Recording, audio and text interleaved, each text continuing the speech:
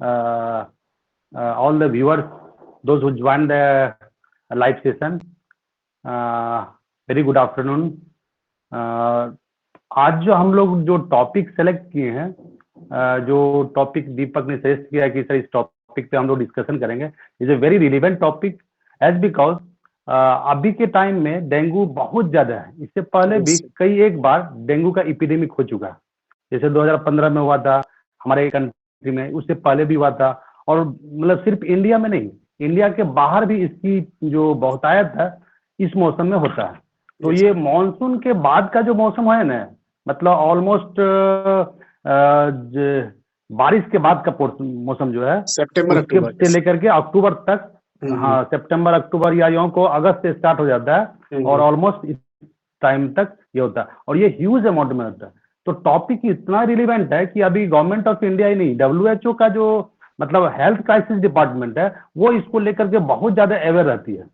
तो हम लोग आज डेंगू को लेकर के देखेंगे और हमारे सिस्टम में इसका क्या इलाज है, मतलब इसका कुछ मैनेजमेंट होम्योपैथी के द्वारा हम लोग क्या कर सकते हैं as a practitioner. Now we start with the dengue. Dengue को हम लोग एक नाम दिया गया है, निक नेम दिया गया है, is called break bone fever. इसको हिंदी में बोलते हैं हड्डी तोड़ रोग। मतलब हड्डी तोड़ रोग का मतलब होता है कि इतना दर्द होता है, इतना सीवियर पेन होता है कि लगता है कि दर्द जो है ना वो बोन से आ रहा है। बोन का पेन है, मस्कुलर पेन नहीं है, बोन का पेन है। अब तो इमेजिन करो कि मस्कुलर पेन में हम लोग जब बेचैन हो जाते हैं तो बोन के पेन में क्या स्थिति होगा। तो इसलिए इसको बोला जाता है कि ब्रेक बोन फीवर। एक और बीमारी, इसका दूसरा नाम है डैंडी फीवर। डैंडी फीवर इसको इसलिए बोला जाता है कि ये जो है ना, इसे मतलब एक टाइप का इन्फेक्शियस डिजीज है और जो ट्रांसमिट होता है बाय द मॉस्किटो।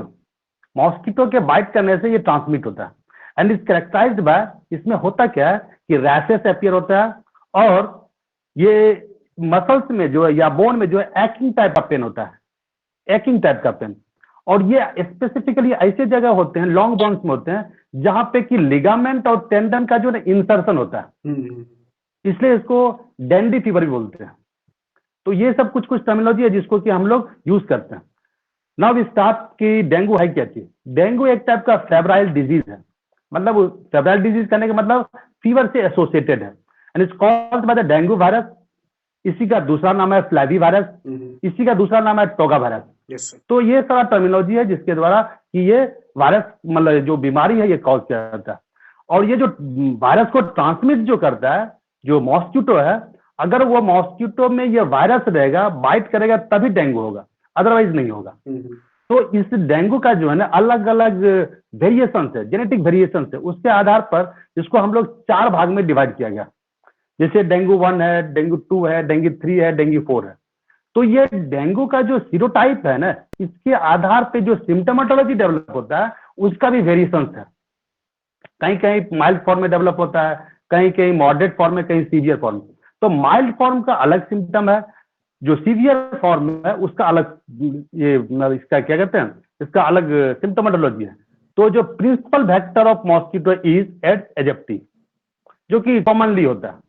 लेकिन दूसरे कंट्री में एड्स एल्बोपिक्टस करके एक वेक्टर है, उसी का मतलब ये स्पीसीज है जिसके द्वारा भी ट्रांसमिट किया जाता है, जो कि साउथ ईस्ट एशिया कंट्री में ये प्रिवेलेंट होता है। इसका जो इंक्यूबेशन पीरियड है, मतलब इंक्यूबेशन पीरियड का मतलब होता है पैथोजन का हमारे बॉडी में इंसर्ट करना और जो सिम्टम डेवलप करना, this period is called incubation period. तो जो डेंगू का इंक्यूबेशन पीरियड होता है ऑलमोस्ट 2 to 7 डेज होता है। ठीक है, तो डेंगू हमारे पास एज ए डॉक्टर या एज ए क्लिनिशियन, आपके पास जो रोगी आएंगे वो क्या लक्षण लेकर के आएंगे।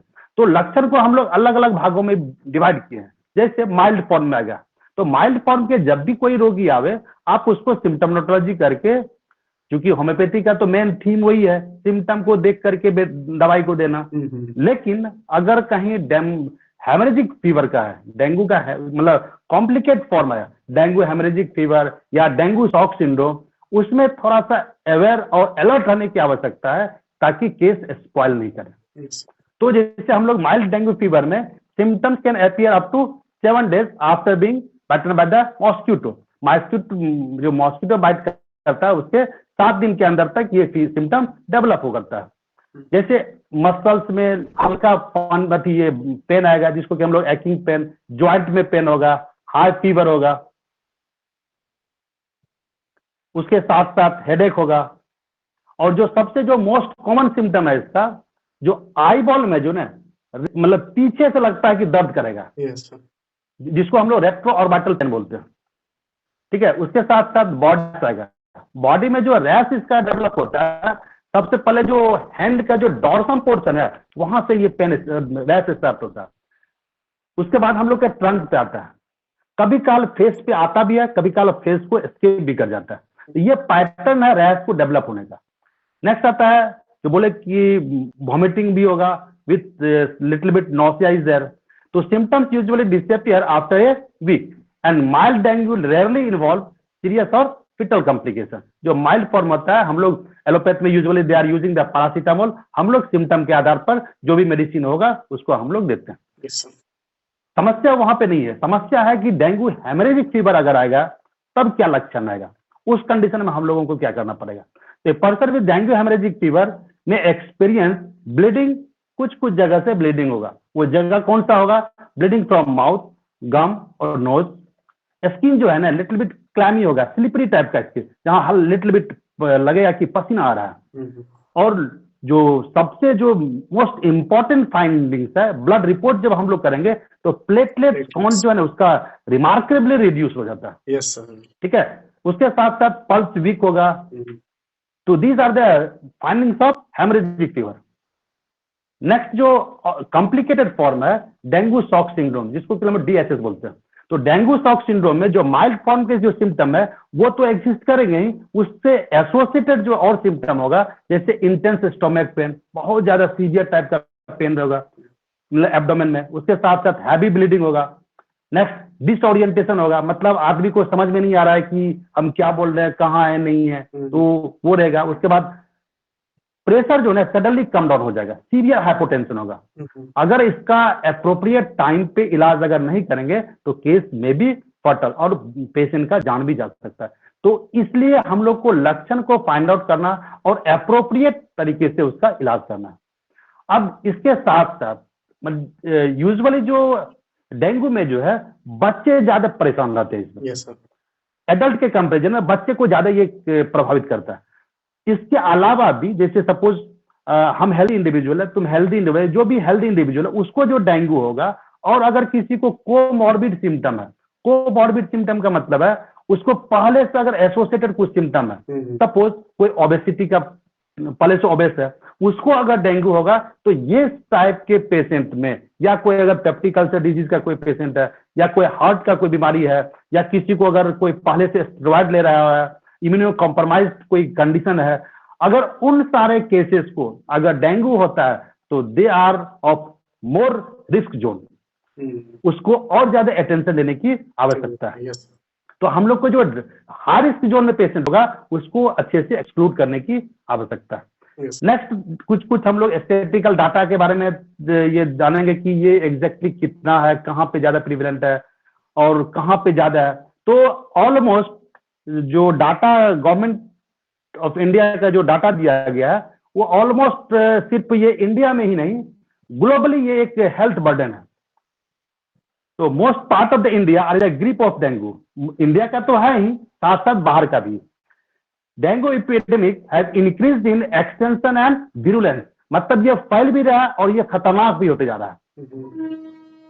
Possibly indicating viral mutation and evolution, मतलब जो वायरस है जिसके कारण से ये हो रहा है, जैसे डेंगू 1, 2, 3, ये जो है ना म्यूटेशन के चलते ही डेवलप हो रहा है। और जैसे मान लो सपोज कोई N4 का, N3 का हम लोग अगर कुछ ट्रीटमेंट, सिम्टोमेटिक ट्रीटमेंट डेवलप भी कर लिए या जीडियस एपिडेमिकस फाइंड आउट भी करिए, अगर वो फिर से म्यूटेट करके अलग मैनिफेस्टेशन दे रहा तो फिर हम लोग को अलग से फिर जीनस एपिडेमिकस होम्योपैथिकली निकालना पड़ेगा। इनका जो बर्डन है, several parts of India are in the grip of dengue outbreak. Dengue is endemic in 35 states and union territories. During 2020, about 44,585 cases were reported with 56 deaths. The cases fatality rate was 0.12%. Higher number of cases reported from Punjab, West Bengal, Kerala, Karnataka. The expansion of dengue in India has been related to, मतलब exact वो factor काम करता है कि नहीं पता नहीं, लेकिन एक एसोसिएशन दिया गया कि इन सारे कारणों से यह और ज्यादा डेवलप हो रहा है। The most important is unplanned urbanisation, जहां मन तहां अर्बनाइजेशन, मतलब लोग शहर की ओर जा रहे हैं, वहां पे रैंडमली करके जहां तहां घर बना रहे हैं। उसके बाद जो changes in environmental factor, next is population immunological factor. तो ये सारा जो एसोसिएशन है विद द डेंगू, ये सारा रोल अदा करता है डेंगू को डेवलप होने पर। नेक्स्ट कहता है इनएडिक्वेट vector control measure also have created favourable condition for dengue virus transmission and it's mosquito vector. अब ये तो लक्षण हुआ जो सोसाइटी में बर्डन कितना है ग्लोबली या इंडिया लेवल पे। अब इसको हम लोग फाइंड आउट कैसे करेंगे, डायग्नोज कैसे करेंगे। इंडिया में जो है, जो इंडिया के लेवल पे हम बता रहे हैं, इंडिया इज में dengue is diagnose primarily on the basis of clinical manifestation and laboratory diagnosis. जो साइन एंड सिम्टम आएगा वो तो रहेगा ही, साथ साथ लेबोरेटरी फाइंडिंग्स। लेबोरेटरी फाइंडिंग्स में हम लोग जो टेस्ट कराते हैं, जैसे कंप्लीट ब्लड काउंट कराएंगे सबसे पहले। कंप्लीट ब्लड काउंट में प्लेटलेट जैसे नॉर्मली होता है 1.5 to 4.5 लाख के आसपास होता है, ठीक है। अगर लेवल घट गया, मतलब किसी किसी केस में लेवल 50,000 से भी कम हो जाता है, किसी किसी केस में माइल्ड फॉर्म में 1 लाख से कम रहा है या उससे भी थोड़ा सा ये, तो इस मतलब 1.5 से अगर रिड्यूस हो रहा है और अगर हेमरेजिक कंडीशन नहीं डेवलप हुआ है तो we can control with the symptomatic. लेकिन अगर हेमरेजिक कंडीशन डेवलप हो गया तो हम लोगों को टेंशन और केयर करने की आवश्यकता है उन सारे केसेस, कारण कि वो केस जो है ना रिस्क, हाई रिस्क जोन में आता है। उसके साथ साथ एक और टेस्ट है, हाँ platelet count. Platelet count sir कितना लेवल पे आ जाए तो वो लीथल हो जाएगा एक पेशेंट के लिए? नहीं, जैसे 1.5 to 4.5 नॉर्मल है, यस सर, ठीक है। वो जैसे रिड्यूस होगा 2-3 दिन में तुमको देखोगे कि मतलब ऑलमोस्ट 50 से नीचे चला रहा है। अच्छा, तो इंस्टेंट जैसे प्लेटलेट काउंट कमेगा ना, प्लेटलेट काउंट जैसे कमेगा हेमरेजिक होगा। अच्छा, ठीक है, मतलब ब्लीडिंग जो है ना पैच पैच करके तो ये सब डेवलप होना शुरू होगा। तो हम लोग को ब्लड जो रिपोर्ट है इसको भी मॉनिटर करने की आवश्यकता है। Yes sir, okay sir.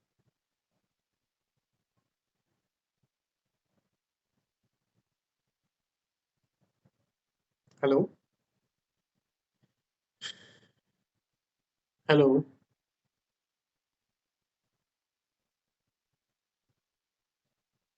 Hello sir, आवाज जा रही है? हेलो, यस सर, ठीक है सर, कंटिन्यू करते हैं sir. Sorry for interruption, is a natural calamities, we can't stop. Yes sir, तो हम लोग चर्चा कर रहे थे रिगार्डिंग द डायग्नोसिस। तो डायग्नोसिस में जो नॉर्मल प्लेटलेट्स का काउंट, अगर ब्लड पैरामीटर को लेकर के चर्चा करें तो जो नॉर्मल पैरामीटर है 1.5 टू जो 4.5 पर है, अगर 1.5 से रिड्यूस होगा, अब ये इसकी सीवियरिटी जो होगी वो किस लेवल पे होगा। जैसे जो नॉर्मल अगर 20 to 40 के आसपास रहता है, 20,000 to 40,000 के आसपास, तो इज वेरी सीवियर। तो उस केस में आइदर प्लेटलेट्स का ट्रांसफ्यूजन कराने की आवश्यकता है, और जब हम लोग मैनेजमेंट करेंगे तो उसमें देखेंगे कि उसका और क्या क्या हम लोग को करना पड़ सकता है। दूसरा जो टेस्ट है जो सबसे इंपॉर्टेंट है, एक आता है इलिसा टेस्ट। लेकिन डेंगू के लिए जो एक स्पेसिफिक है मैक इलिसा।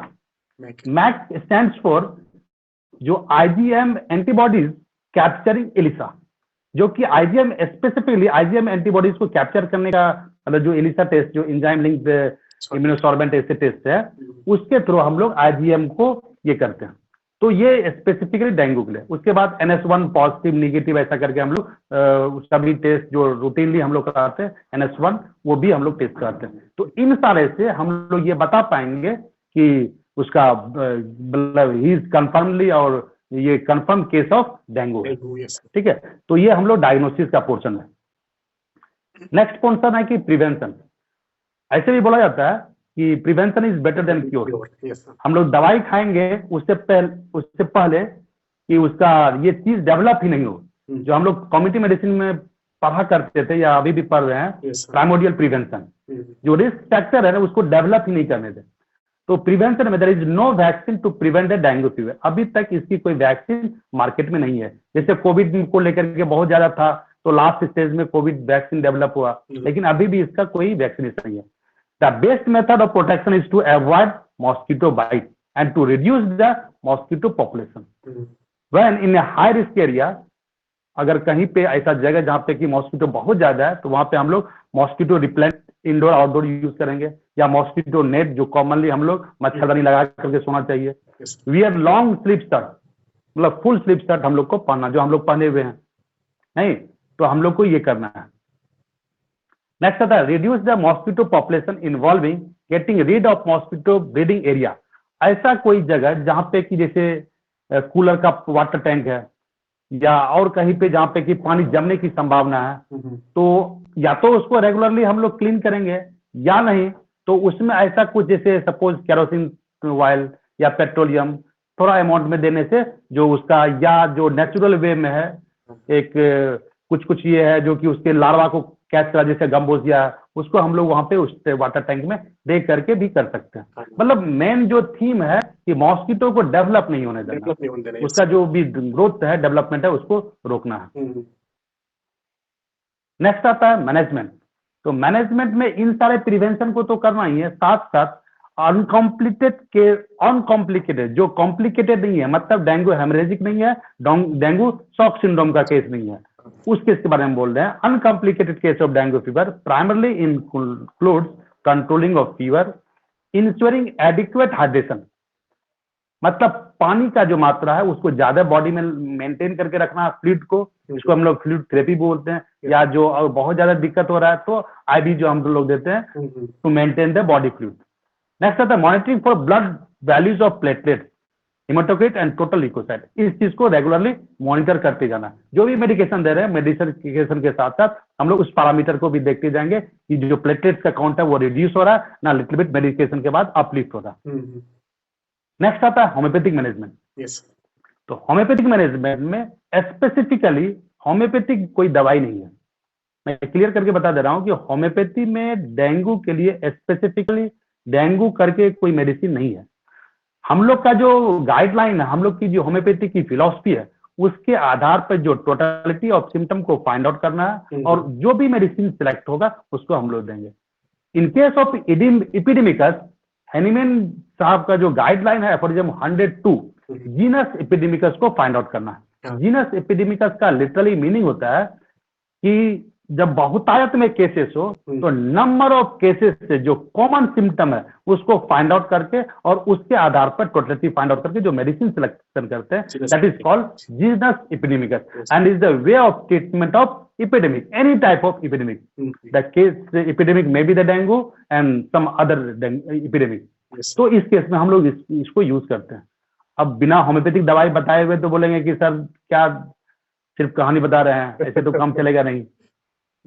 तो जो भी मेडिसिन हम लोग देंगे based on the sign and symptom, without knowing the sign and symptom randomly हम लोग कोई भी मेडिसिन नहीं देंगे, नहीं दे सकते, वो पेशेंट के लिए हार्मफुल होगा, अच्छा नहीं होगा, ठीक है, वो पेशेंट को बेनिफिट नहीं देगा। तो फर्स्ट मेडिसिन जब 2015 में जब डेंगू का एपिडेमिक हुआ था, तो central council for research in homeopathy, जो हम लोग की रिसर्च विंग है गवर्नमेंट ऑफ इंडिया की, तो वहां से जो जीनस एपिडेमिकस जो हम लोग को डिक्टेट किया गया था, तो यूपेटोरियम परफोलेटम 30 पोटेंसी का। Yes sir.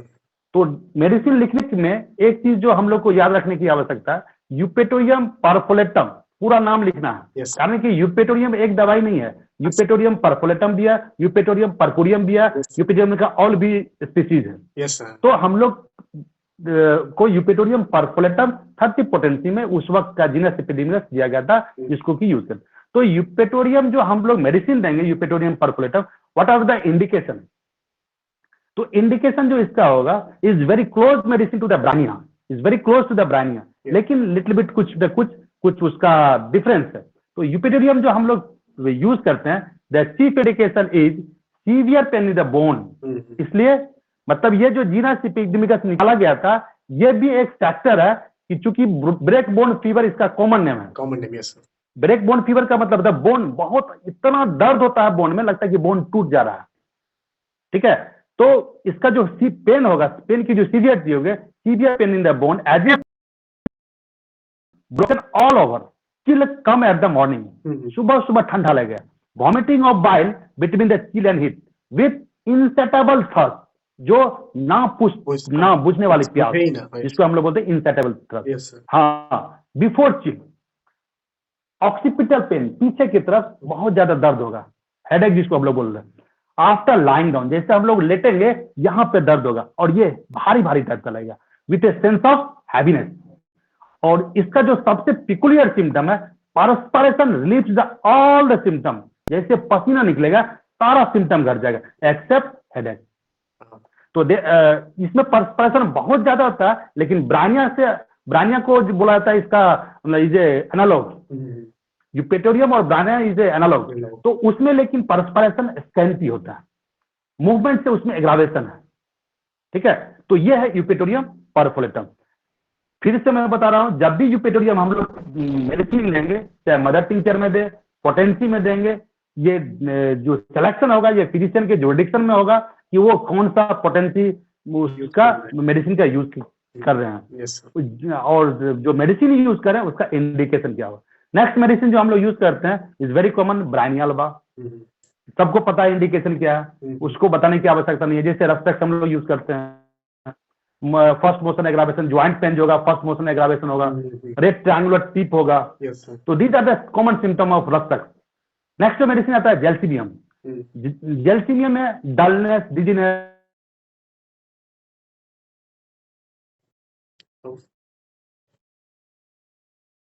हेलो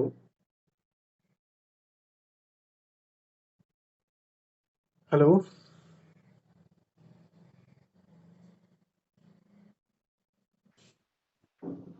हम लोग चर्चा कर रहे थे homeopathic management of dengue fever. Yes sir.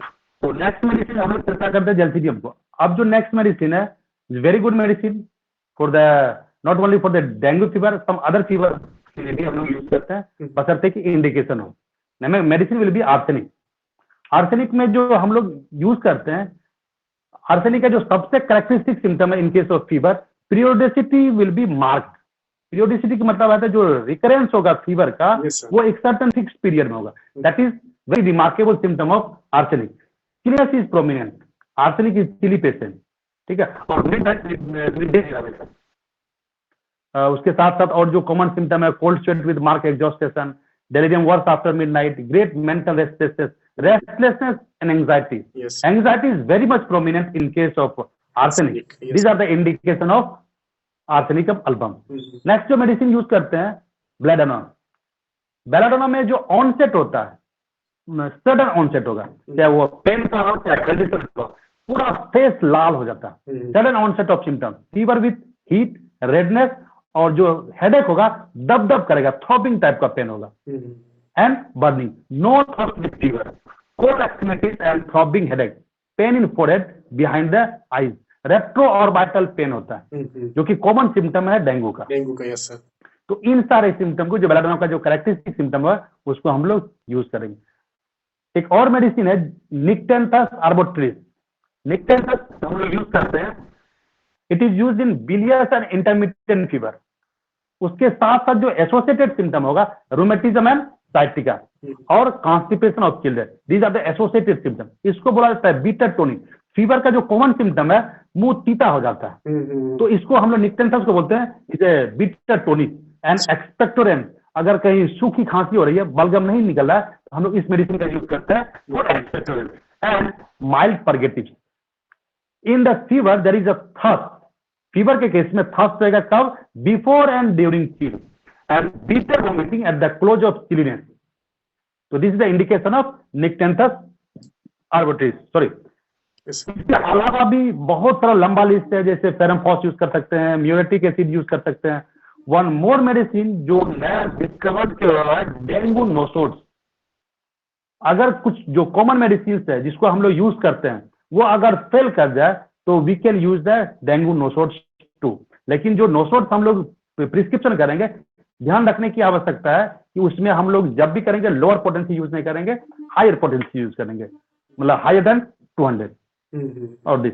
तो ये हुआ होम्योपैथिक मैनेजमेंट। मैं फिर से रिपीट कर रहा हूं कि जब कभी भी जिस भी केस को, अगर केस डायग्नोज है, पहले प्रयास कीजिए जानने के लिए कि ये डेंगू का केस है कि नहीं है।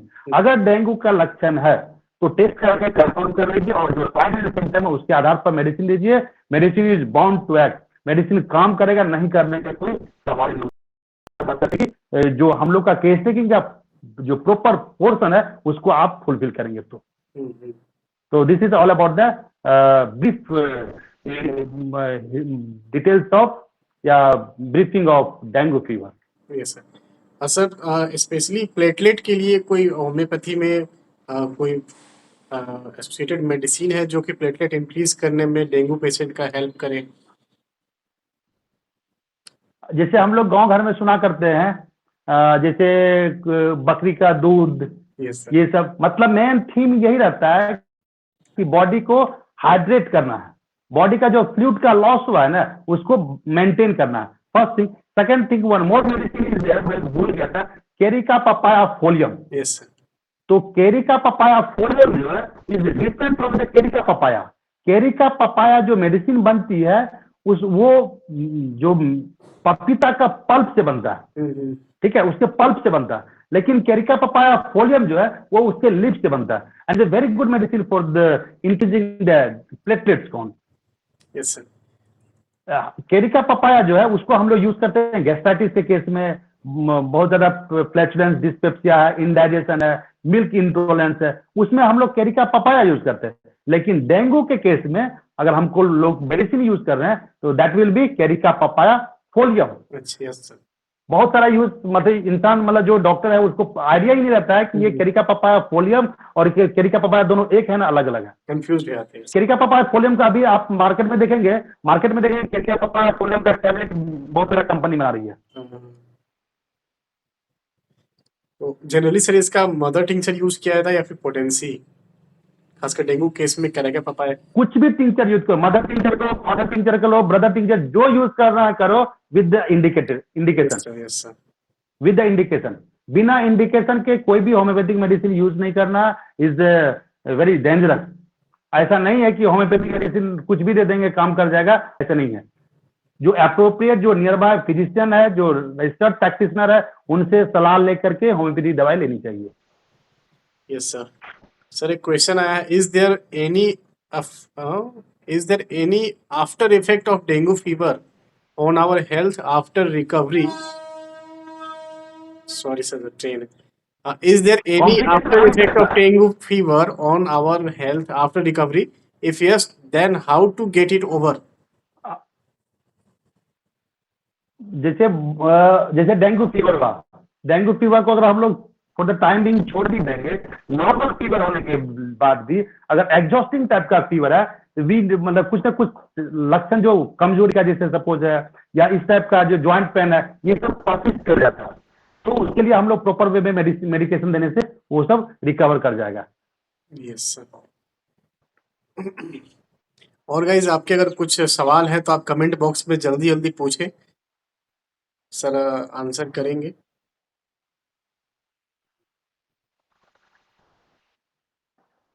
हम लोग को ध्यान यही रखना है कि जब भी कोई डेंगू केस मिले उसको प्रॉपर वे में सीरियस, हम लोग की जो सबसे ज्यादा फैलेसी जो है, हम लोग केस टेकिंग नहीं करना चाहते हैं।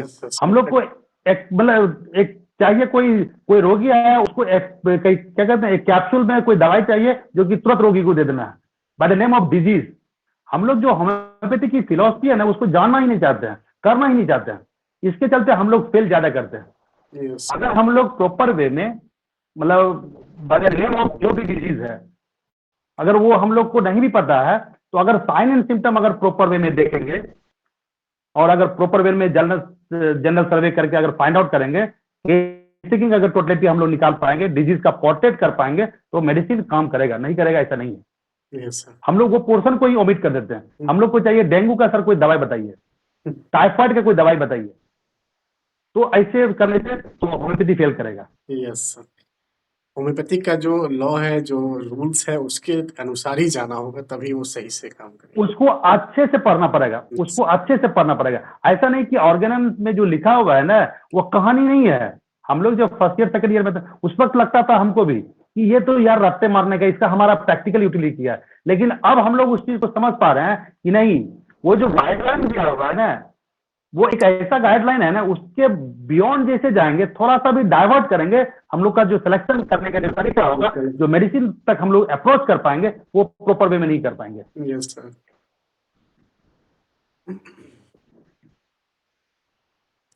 और गाइस आपके कुछ क्वेश्चन हैं तो टाइप करिए जल्दी जल्दी, हम लोग सेशन को एंड करेंगे।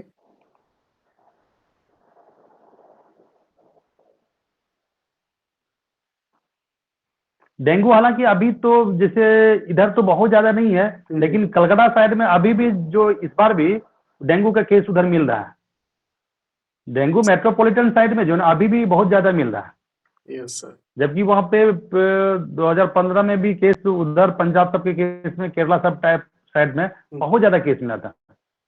तो मेन है कि उसको लेकर के थोड़ा कॉन्शियस होना पड़ेगा, और जो प्रिवेंटिव मेजर है, इस चीज को करने से मोटा मोटी केसेस सब कंट्रोल होगा। फिर एक और क्वेश्चन आया, does dengue patient gets immune to dengue after suffering from it once? मतलब एक बार अगर डेंगू हो जाए तो क्या दोबारा होने के चांसेस? समझ गए। जैसे हम लोग स्मॉल पॉक्स, चिकन पॉक्स में सोचते थे कि नहीं, एक बार पॉक्स हो जाएगा, छोटी माता बड़ी माता हो जाएगी, तो दूसरा बार अब थ्रू आउट द लाइफ नहीं होगा। लेकिन ऐसा उस केस में भी नहीं है। अब इवन पॉक्स भी जो है ना रिकरेंट होता है, रिकरेंट हो रहा है। कई एक बार होता है। तो हाँ, तो इम्यूनिटी का जहां तक सवाल है, तो अगर किसी किसी केस में, मतलब यूजुअली ऐसा नहीं होता है, रिकरेंस का चांसेस कम होता है। लेकिन जहां तक इम्यूनिटी का सवाल है, अब आप इम्यून हो गए हैं, इसका ये कहीं नहीं मतलब है कि जो प्रोन एरिया वहां पे जाकर के ऐसे ही रहेंगे। नहीं सर। ठीक है, थोड़ा बहुत लेवल पे अगर वो इम्यून करता भी है तो बहुत ज्यादा आपको प्रिवेंटिव जो मेजर है उसको लेना ही पड़ेगा, वो लेना चाहिए। Sir does Tinospora cordifolia effect in increasing platelet count? Tinospora cordifolia is very good medicine, even giloy, ये सब जो मेडिसिन है, इससे प्लेटलेट्स की काउंट नहीं है, इससे इम्यूनिटी को अपलिफ्ट करने में, जहां कहीं भी, जैसे हम लोग गिलोई सब का यूज कोविड सब में भी करते थे। Yes sir.